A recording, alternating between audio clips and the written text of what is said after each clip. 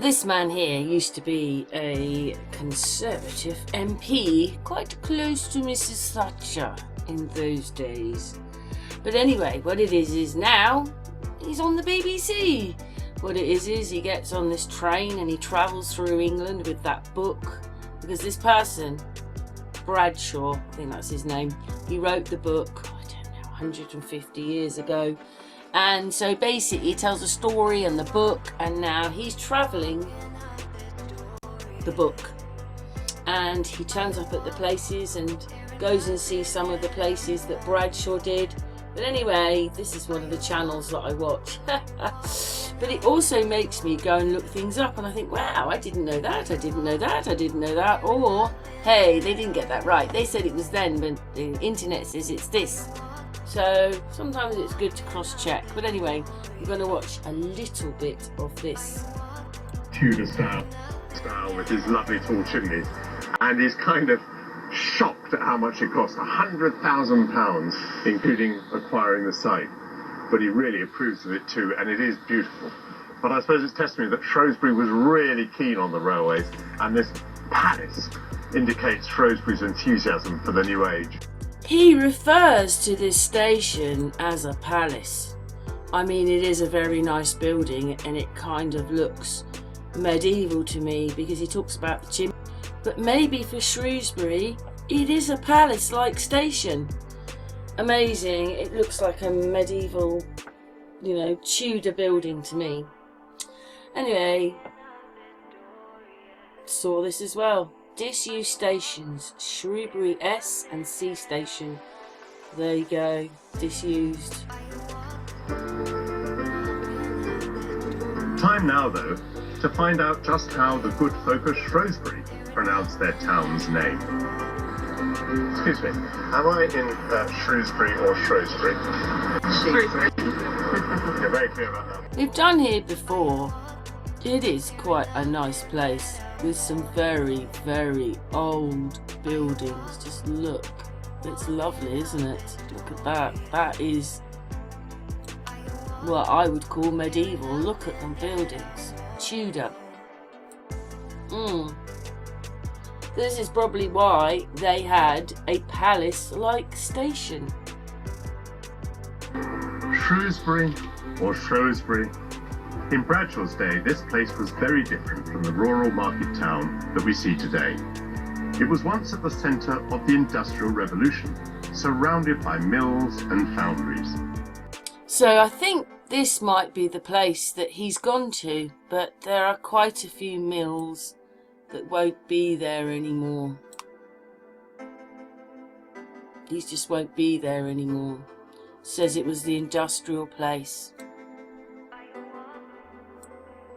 When you see how much has been abandoned, it's a bit like America, isn't it? It's a bit like the world.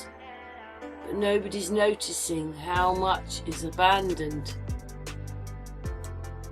There's one mill in particular that I've been urged to see. John. Hello, Michael. Yeah, good to see you. Welcome to Detherington Fact Mill. Showing me around the mill is John Yates, Inspector of Historic Buildings for Shropshire. Forgive me, it doesn't look all that special. What is the point of it? Well, it's special on the inside, as you'll see in a minute, but it's an actual first, the world's first iron-framed building. So this mill becomes quite important because up until that point, everything was built in brick. What he's saying is that this mill was the first iron-framed building in the world.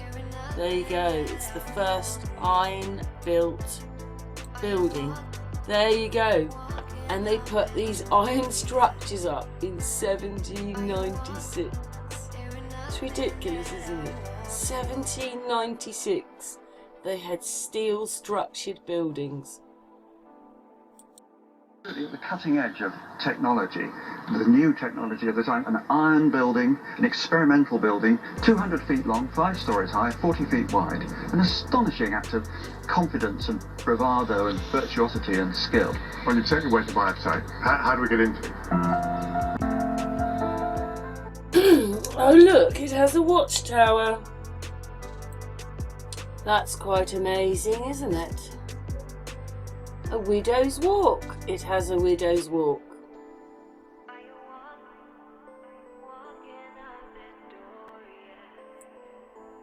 And they could do all this in the 1700s. Quite a big place that was built here. You can't just slap this up, and they are able to do this in the 1700s. They don't want to show you the cranes or anything like that. Look at this, what is that? I can't say that people live in that. What is that? I haven't got time to look today because obviously these are more modern built. What is all that? Look at it. Anyway, let's carry on with the video. Onwards and upwards. Desperate to avoid more losses, they hired engineer Charles Bage to design a new mill in Shrewsbury. Bage knew that cast iron was being used to make rails at nearby Colebrook Dale, and he decided to make use of it in a building. So inside it has all these, and there's some in the ceilings as well. I think he says that in a minute. Yes, and don't they take up quite a lot of room in the building? But anyway, it is history. They're saying that this is the first building built like this. Ah, that's what it's all about. Isn't it wonderful? So these supports, they're made of iron, are they? They are. They're made of cast iron. Iron poured molten into a bed of sand that's been shaped to go to this lovely slender shape, just tapering out a little in the middle, just like the columns on the Parthenon.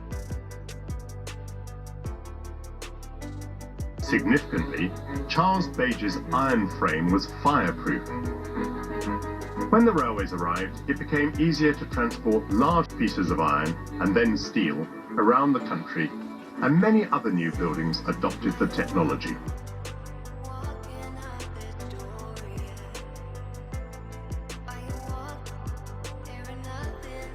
These columns all support iron beams that run right across the building from one side to another, and then the beams themselves support shallow brick vaults, just half a brick thick, that span from one beam to the other. And then to stop the vaults simply collapsing by pushing apart in the way that arches always do, there are wrought iron, even stronger iron, formed into bars that run the whole length of the building, all 200 foot of it.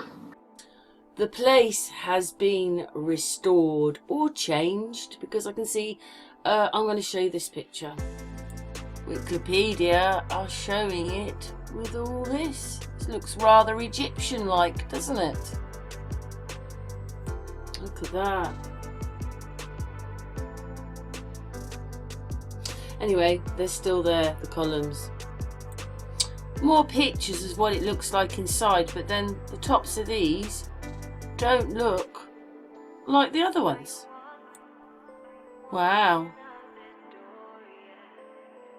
So this three-way metal frame, so up, across and along, is the grandfather of the skyscraper. Really? Yes. The skyscraper was born in Shropshire. The skyscraper is born right here. Well, my mum told me where she lived in Suffolk that was a very rich area, but lots of farming land there. It's not now, but it was in those days. And here it says the same with Shrewsbury. It's about farming. There you go, and look at the age of that medieval building there. Shropshire may seem a sleepy place now, but in 1800 this was Silicon Valley. This was absolutely at the cutting edge of the technological and industrial revolution.